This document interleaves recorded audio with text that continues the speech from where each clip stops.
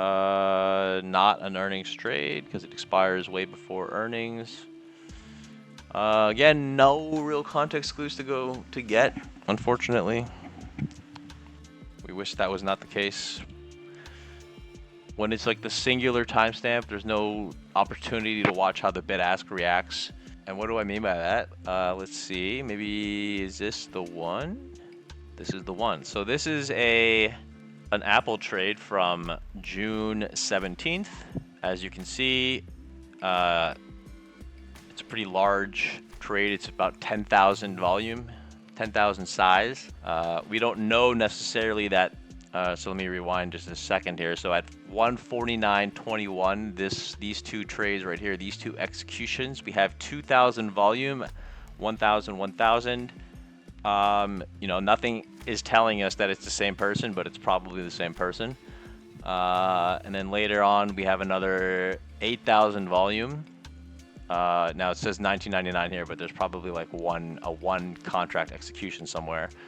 But that's, you know, 8,000 plus 2,000, 10,000, you know, it's a round number, right? You know, is it possible that there was a 2,000 trader and then an 8,000 trader? Sure, but like probably not.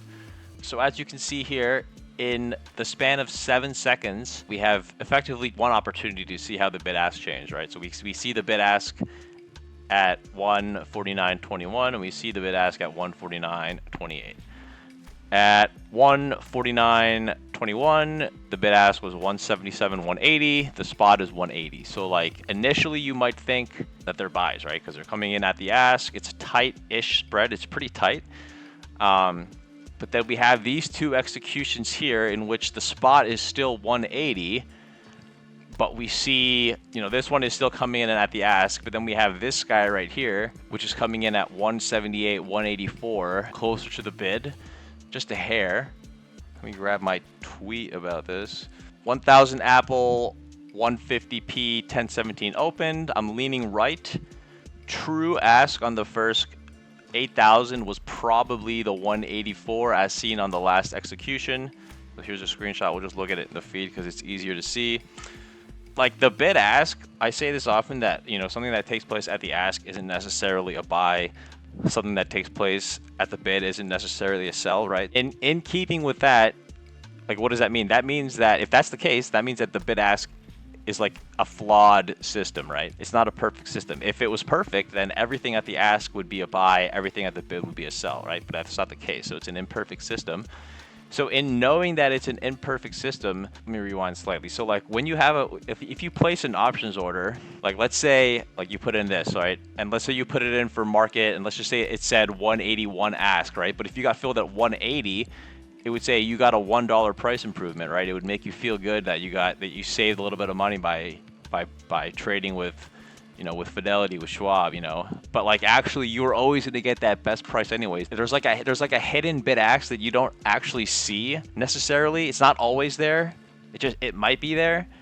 And in knowing that it might be there, we have to take that into consideration and realize that when that is the case, and this is probably not really making a whole lot of sense because it's not a perfect science, right? Like nothing here is directly screaming at me that it's definitely a short. I'm just leaning that it's a short based on what we see here. And what do we see? We see that the spot price remains the same. Like so the stock price is the same basically in the same span. In the 7 seconds, IV doesn't do anything, so there's no juiced premiums, right? The environment is the same. There's nothing affecting the stock price basically. It's just it is as it appears. And if we see that the ask has been at one point 184, so just imagine that the ask was 184 on all of these, as it probably was. The ask was probably 184. But you're not seeing that. It's just like how it works. I know that just trust me, bro, is hardly a good explanation, but like you're just gonna have to trust me. It leans that it's a right because all of these should probably have said 184, 184, 184.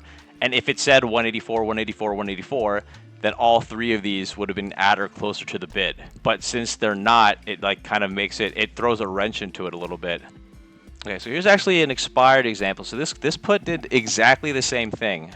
It just went in a straight line down, even though there was a big, you see this big transaction at the ask, right? It's 7,300 volume. So the trade size is about 10,000, right? So the volume goes from 159 to 10,000, right? So it's a 10,000 size trade, right? It's probably the same trader as this one, if I had to guess. Maybe they sized up some. But as you can see, we have two timestamps to work with. We have the 144.23, we have the 144.24.